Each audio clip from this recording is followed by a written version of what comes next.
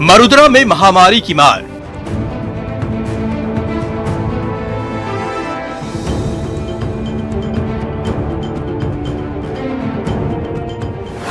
अर्थव्यवस्था पर चौतरफा भार।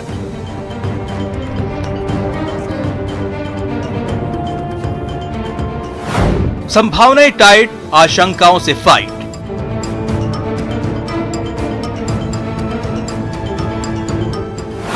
सरकार तैयार, विपक्ष होशियार। सत्ता पक्ष से जो बिजनेस तय किया जाता है उस बिजनेस को हम लोग पूरा करेंगे। सरकार करेगी काम, विपक्ष संग्राम।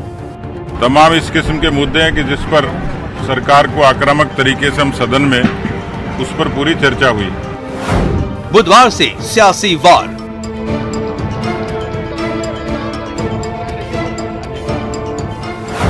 सत्रे सियासत।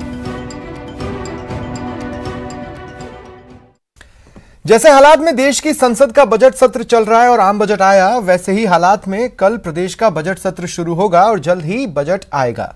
नमस्कार, आप देख रहे हैं प्राइम डिबेट। आपके साथ मैं हूं स्वप्निल। राजनीति का नया कॉपी बुक स्टाइल यह है कि सरकार बजट लाए और उसे ऐतिहासिक कहे, वहीं विपक्ष उसे खामियों का पिटारा, और रही सत्र की बात तो वो हंगामेदार हो ही जाएगा। प्रदेश का बजट सत्र भी इस कॉपी बुक स्टाइल से शायद ही जुदा रह पाए। आज कोशिश करेंगे यही भांपने की कि क्या इस बजट सत्र को भी सत्र सियासत के तौर पर ही इतिहास में दर्ज होना है। क्या महामारी की मार के बीच दोनों सियासी दल सियासी मजबूरियों से ऊपर उठ मरुधरा को उबारने में साथ मिलकर एक नया चैप्टर खोल पाएंगे। सबसे पहले प्राइम डिबेट के प्राइम सवाल नंबर 1। चूंकि प्रदेश का बजट है, ऐसे में यह सवाल जरूर उठता है कि आखिर इस बजट में क्या कुछ होगा। गहलोत की गठरी जब खुलेगी तो क्या कुछ निकलता है। सवाल नंबर 2। संकेत तो बहुत मिले हैं कि विपक्ष की रणनीति किस तरह की होगी, लेकिन विपक्ष की रणनीति क्या है, इसे और समझने की जरूरत है, जिसे खंगालने की कोशिश करेंगे। और सवाल नंबर 3, आखिरकार इन टोटलिटी जब यह बजट सत्र खत्म होगा तो कैसा रहेगा सत्र सियासत। और मेरे साथ जो गेस्ट पैनल जुड़ रहा है आपको इंट्रोड्यूस करवा देता हूं। आरसी चौधरी जी कांग्रेस नेता है, मेरे साथ जुड़ रहे हैं। सुमित गोदारा जी बीजेपी विधायक हैं। राजेश कोठारी जी अर्थशास्त्री हैं और श्याम सुंदर शर्मा जी वरिष्ठ पत्रकार हैं। आप चारों का स्वागत है न्यूज 18 राजस्थान पर। राजेश जी, मैं सबसे पहले इस बात को एस्टेब्लिश करना चाहता हूं कि ये एक ऐसा वक्त है जब एक बेहद सधे हुए और जरूरी कदमों को उठाने वाला बजट हो, क्योंकि ऐसा एक भी सेक्टर नहीं है जो त्रस्त है। और ऐसे में उद्योग हो, कारोबार हो, किसान हो, शिक्षा हो, या वो 7 वचन जो पिछली बार गहलोत सरकार ने बजट के दौरान कहे, उन सभी के लिए कुछ ना कुछ की जरूरत है।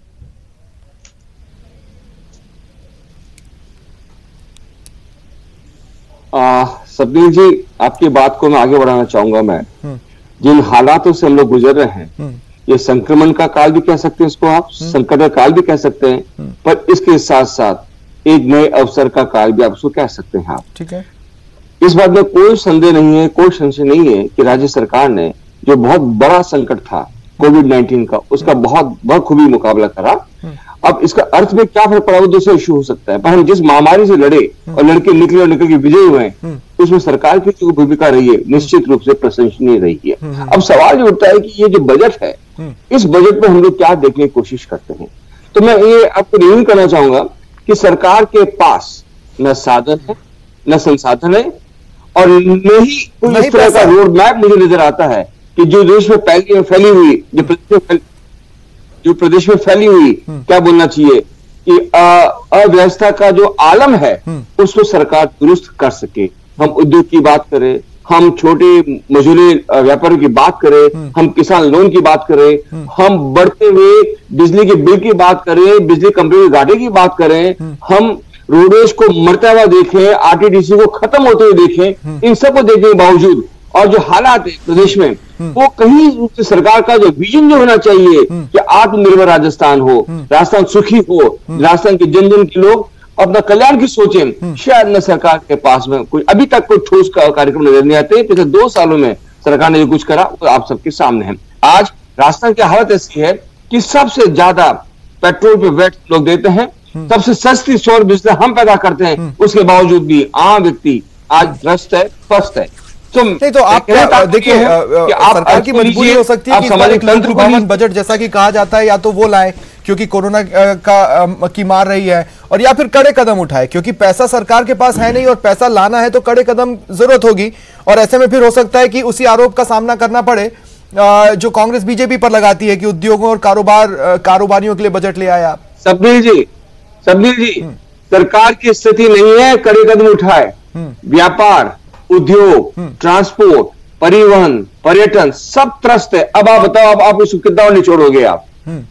बल्कि यह हालत इस तरह का है और सरकार का खुद का जो घाटा है वो कहां पहुंच रहा है आपको मालूम, मेरे को मालूम है। तो सरकार के पास में कड़े कदम उठाने का ऑप्शन ही नहीं है क्योंकि आप किस पे लगाओगे कड़े यार, किस पे टैक्स लगाओगे जो पहले से ऑलरेडी मरा हुआ है। बल्कि सरकार को यहां जो भूमिका निभानी चाहिए और मैं उम्मीद करता हूं सरकार बिल्कुल निभाएगी कि सरकार को as a support, as a strength व्यापार की, मजदूरी उद्योग की, ट्रेड की, पर्यटन की, ट्रांसपोर्ट की, उसको उभर के आना चाहिए। दूसरी बात मैं कहना चाहता हूं सर कि बहुत बड़ी, जैसे अभी आपने एक ऐप लॉन्च किया है जिसमें युवाओं को जुड़ने का आह्वान किया है, पर युवा जुड़कर करेंगे क्या यार?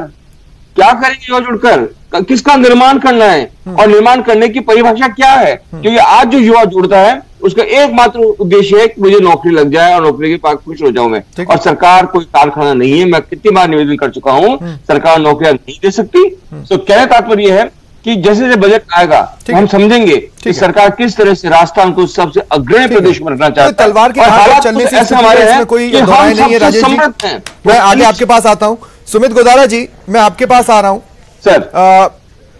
आपका मतलब केंद्र सरकार का जो इकोनॉमिक सर्वे था उसने कहा कि सेंचुरी में ऐसी महामारी नहीं आई और सेंचुरी में ऐसी बुरी स्थिति का सामना नहीं करना पड़ा। तो वो बात तो प्रदेश पर भी फिट होती है।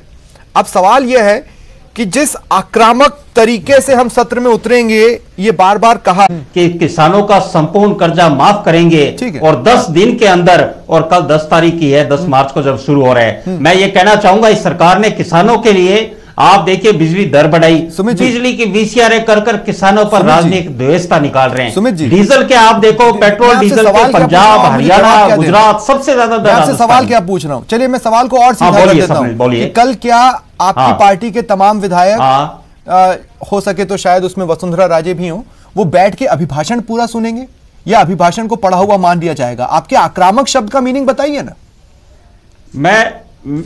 मैं सपनिल जी, जो एक विपक्ष का धर्म होता है, विपक्ष का धर्म सदन भी चले और सरकार को सजग भी रखे।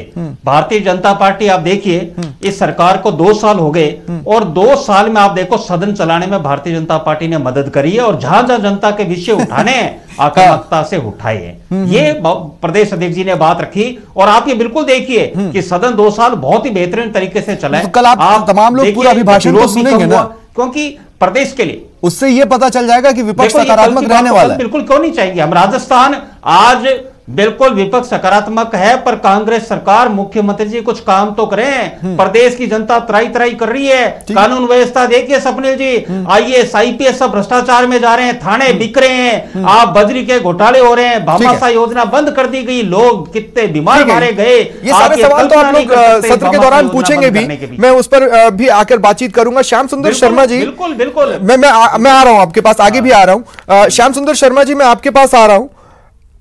देखिए अब आप इसको कांग्रेस की बदकिस्मती कह लीजिए या कुछ भी कह लीजिए, लेकिन जिन हालात में ये बजट आ रहे हैं वो किसी भी हालात में साधारण हालात तो कहे नहीं जा सकते। अब यहां से कांग्रेस का विजन और कांग्रेस की ताकत पता चलेगी बजट को देखने के बाद कि वो सच में फ्यूचर का सोच रहे हैं या तात्कालिक।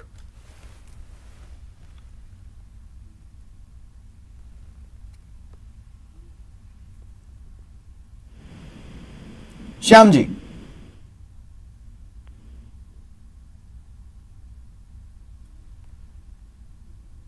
लगता है मेरी आवाज उन तक पहुंचना बंद हो गई। मेरी टीम उनसे मुझे दोबारा कनेक्ट करेगी। तब तक आरसी साहब आपके पास आ रहा हूं। सपने तो मरुधरा की किस्मत में हर साल देखने लगे हैं, इस साल भी हैं सपने तो हम देख सकते हैं, लेकिन उन सपनों को बल इस बात से मिलता कि विकास के आपके जो 7 संकल्प थे वो इस बजट की शुरुआत में कहां तक पहुंचे, लेकिन कोरोना ने तो वो सब तहस नहस कर दिया। अब फिर नए सपने देखेंगे।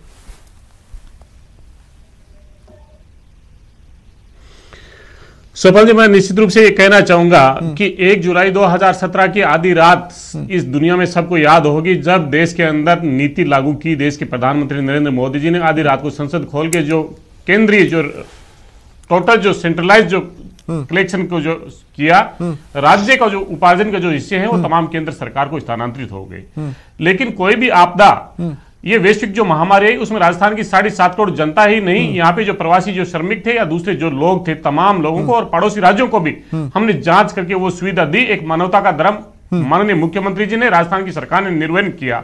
अगर किसी श्रमिकों को भेजना था इस कोरोना की महामारी में, अप्रैल से लेके जब 6 महीने तक लगातार हमें केंद्र की सरकार ने कह दिया एक्ट ऑफ गॉड है, हम आपके जो कंपनसेशन का पैसा है वो नहीं दे सकते। जो उन्होंने कॉन्स्टिट्यूशनल प्रोमिस किया था जुलाई को, वो उन्होंने उसको नकार दिया। तमाम इन चीजों के बावजूद 40,000 का जीवनदायी अगर इंजेक्शन भी लगाना हो तो वो माननीय मुख्यमंत्री जी ने लगाया।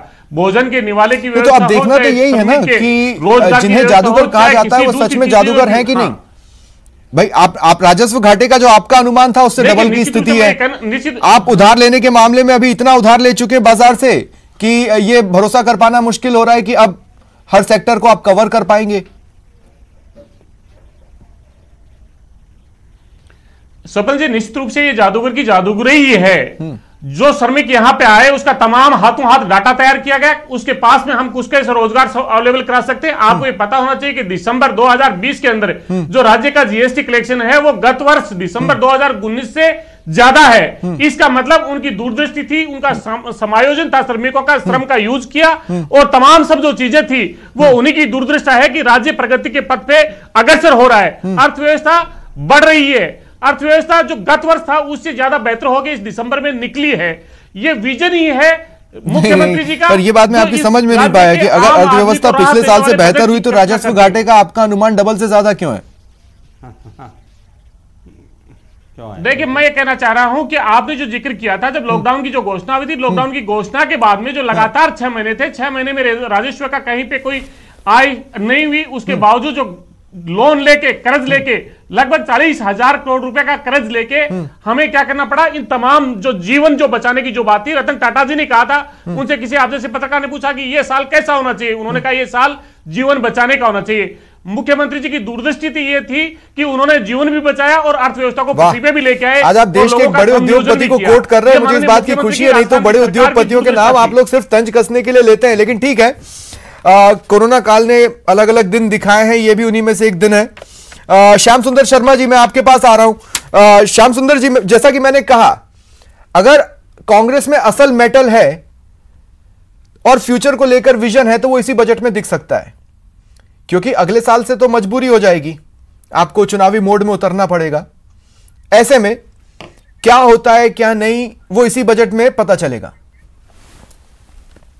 देखिए स्वप्निल जी, ये बात तो सही है कि जिस प्रकार की आर्थिक स्थिति हमने कोरोना के बाद हमारे प्रदेश में बढ़ गई है, तो ये कहना तो गलत होगा कि हम बहुत कुछ दे पाएंगे, क्योंकि जब बजट का सारा जीएसटी का निर्धारण करने का अधिकार ही केंद्र सरकार को मिल गया, तो हम तो केवल अब बजट पेश करते हैं, हम बहुत ज्यादा टैक्सेस लेने की स्थिति में है नहीं। और उसी कारण है कि देखिएगा इस बजट में आपको कुछ नीतियां जो आई है, जैसे कि आप देखिए 3-4 नीतियां जो लेके आ गए हैं। एक तो आयुष्मान महात्मा गांधी स्वास्थ्य बीमा योजना जो शुरू कर रहे हैं, उसका एक जिक्र आएगा इसमें कि हमने राजस्थान में एक बेहतर तरीके से किस तरह से 1 करोड़ 10 लाख लोगों को कैसे स्वास्थ्य मिले, उसको हम ये जिक्र बजट में आपको देखने को मिलेगा। दूसरा, एक बजरी के बाद जो सबसे बड़ा मुद्दा छाया रहता था, हम नई नीति लेके आ गए एमस्टोन वाली, उसके बाद बजरी का विकल्प के रूप में आ रहे हैं, तो हम कह रहे हैं कि रोजगार भी देंगे और निवेश भी बढ़ेगा, जो कि आपके सामने कुछ दिन पहले उन्होंने निवेश को लेकर एक स्थिति है ना श्याम जी। मैं कई बार सोचता था कि चलिए ठीक है, किसी और की का कदम था, लेकिन अगर रिसर्जेंट राजस्थान जारी रहता और उस पर सरकार का मान लीजिए 10% फोकस भी होता तो आज स्थिति थोड़ी बेहतर हो सकती थी। देखिए स्वप्निल जी, रिजर्वेशन राजस्थान को लेकर के तो जो कुछ विवाद हुआ था, और जितना परसेंटेज की बात हुई थी, धरातल पे तो 10% ही नहीं हो पाया। ये बीजेपी बोलेगी नहीं किसी स्थिति में भी। देखिए, आप बजट की चीजें कुछ देखेंगे कि हमने शराब नीति लेके आ गए, 13,000 करोड़ का राजस्व देने की बात हो गई। ये हम जिस तरह से घाटे की पूर्ति किस प्रकार से करेंगे, कुछ चीजें कदम उठाने की बात पहले कर ली है हमने, जो आपको बजट में दिखेगी। अब कर्जा लिया है, कर्जा बड़े पैमाने पर लिया है। कर्जा किस लिए लिया है? कि हम वेतन समय पर दे दें, बाकी चीजें सही तरीके से चला लें, वेतन और बाकी। और एक चीज बता दूं कि इस बार जो बजट आप देखेंगे उसमें हमको बहुत से ये बहुत सारी जो कह रहे हैं ना कि ये कर देंगे वो कर देंगे, करेंगे कुछ भी नहीं। हम किस प्रकार से, लेकिन कॉन्सेप्चुअल लेवल पर श्याम जी, ये सवाल राजेश कोठारी जी मेरा आपसे है, कॉन्सेप्चुअल लेवल पर रिसर्जेंट राजस्थान में कोई बुराई नहीं थी। अगर उसकी खामियों को दूर कर लिया जाता तो 2021 के बजट में उसका फायदा मिल सकता था। Point number 1। और पॉइंट नंबर 2 ये कि केंद्र सरकार का जो बजट रहा है, कई अहम योजनाओं के बजट में कटौती हो गई है, ढांचागत विकास के लिए धन आवंटन नहीं हुआ है। यह भी एक दिक्कत का कारण हो सकता है एक बेटर बजट में। जी बिल्कुल आप सही कह रहे हैं, पर मैं दो बात करना चाहूंगा। नंबर 1, हम महात्मा गांधी को अपना आदर्श मानते हैं, ठीक है ना, जैसे कि हमारे माननीय मंत्री जी कहते हैं, पर हम शराब को सस्ती कर देते हैं सर। बियर को ये विचित्र विरोधाभास मेरे को समझ में नहीं आता।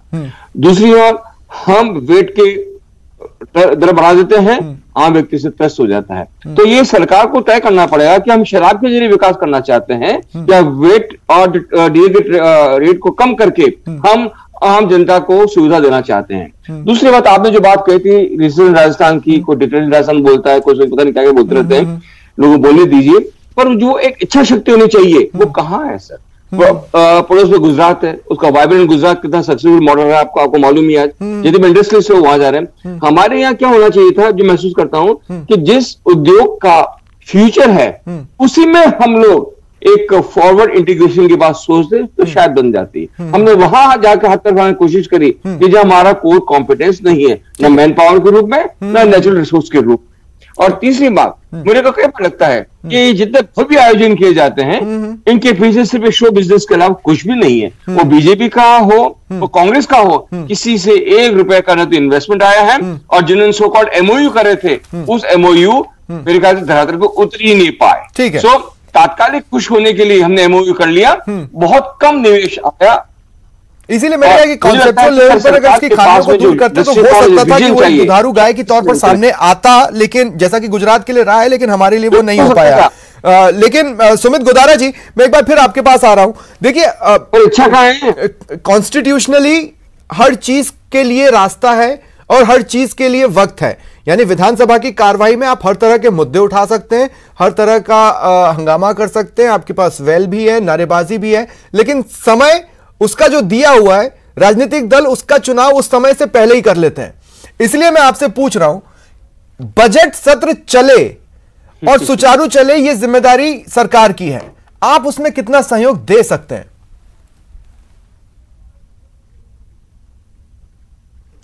स्वप्निल जी, मैं कहूंगा कि आपको मैंने कहा पहले भी कि हमने 2 यहाँ पे बजट सत्र चले, बड़े सुचारू रूप से इस 15वीं विधानसभा में चले। और दूसरी बात मैं कहना चाहूंगा, जो आपने कही कि सरकार की बदकिस्मती, मैं ये नहीं कहूंगा बदकिस्मती, क्योंकि आप ये देखिए प्रधानमंत्री जी ने कहा आपदा है, पर आपदा अवसर भी लेके आई, और हमें अवसर का कम से कम लोगों को जन योजनाओं का लाना चाहिए। आप ये देखिए 1,19,000 करोड़ रुपए जीएसटी का ऑल टाइम हाई रिकॉर्ड हुआ है। तो देश ने जिस तरह बाउंस कर रहा है, पूरा विश्व कह रहा है भारत जबरदस्त बाउंस करेगा। अब हम ये चाह रहे हैं कि जैसे लेकिन ये भी तो एक दिक्कत का विषय है, क्या इस पर बीजेपी कभी जवाब दे पाएगी कि कई अहम योजनाओं के बजट में कटौती की गई है? और ये तो फैक्ट है, अभी हाल ही में आम बजट में हमने देखा। आप ये देखिए इंफ्रास्ट्रक्चर में कितना केंद्र सरकार ने बजट में दिया, आप देखिए इंफ्रास्ट्रक्चर में कितना पैसा लगाया पूरे देश में। इंफ्रास्ट्रक्चर से देश में विकास होगा। हमारे यहाँ से लोकसभा में 25 के 25 और 25 सांसद मिलकर भी ईस्टर्न कैनाल का प्रोजेक्ट वो केंद्र सरकार से लेके नहीं आ सके। इससे बड़ा फेलियर में कोई नहीं मानता। इस पोर्शन पर मैं डिबेट भी कर चुका हूं, एक पूरा प्राइम डिबेट इसी मुद्दे पर था कि मरुधरा की किस्मत में क्या आया। लेकिन हाँ, अब सुमित जी अपना जवाब जारी रखें। मैं ये कह रहा था कि जिस तरह इंफ्रास्ट्रक्चर पे केंद्र सरकार ने पैसा लगाया, बजट में घोषणा करी है, उससे देखो देश में विकास होगा। और स्टॉक मार्केट ने भी जिस तरह बढ़त और पूरे विश्व ने विश्वास जताया है, ऐसा ही राजस्थान सरकार के पास अवसर है बजट में काम करके लोगों को विश्वास जीते। पर हमें ये इनकी कथनी और करनी अलग रही है। ये मंत्रिमंडल बना नहीं पाए हैं, कार्य इनके जीरो, कानून व्यवस्था जीरो, भगवान ही मालिक है राजस्थान का। किसान आशीष साहब, मैं आपसे सीधा सवाल पूछता हूं, आप ना भूतकाल पर बात कीजिए ना बीजेपी पर बात कीजिए, मुझे ये बताइए हम सच में कितनी उम्मीदें रखें, क्योंकि हालात ऐसे नहीं है जिसको लेकर हम सुपर एक्साइटेड हो सके। देखिए स्वप्निल जी, मैं ये कहना चाह रहा हूं कि अगर व्यक्ति की दूरदृष्टि हो, लोक कल्याणकारी सोच हो, जनता को राहत देने की बात हो, राज्य को विकास के पथ पे ले जाने की बात हो, तो ये माननीय मुख्यमंत्री जी के 3 दिन से परामर्शदात्री समिति के साथ में जो संवाद है, चाहे फोर्टी हो, चाहे किसी भी दूसरे जो उद्योगपति हो, चाहे MSME हो, चाहे विद्यार्थी हो, चाहे कर्मचारी हो, सबके साथ में महिलाओं, सबके साथ में संवाद करके राज्य के सर्वांगीण विकास का एक जो बजट का जो खाका उन्होंने खींचा है, जो सुझाव लिया है, शायद ये कहीं पे नहीं होता। ये राजस्थान की सरकार के अंदर मुख्यमंत्री की दूरदृष्टि है। जो बजट आएगा वो अर्थव्यवस्था और राज्य के विकास को गति देने वाला होगा, रोजगार के अवसर उपलब्ध कराने वाला होगा।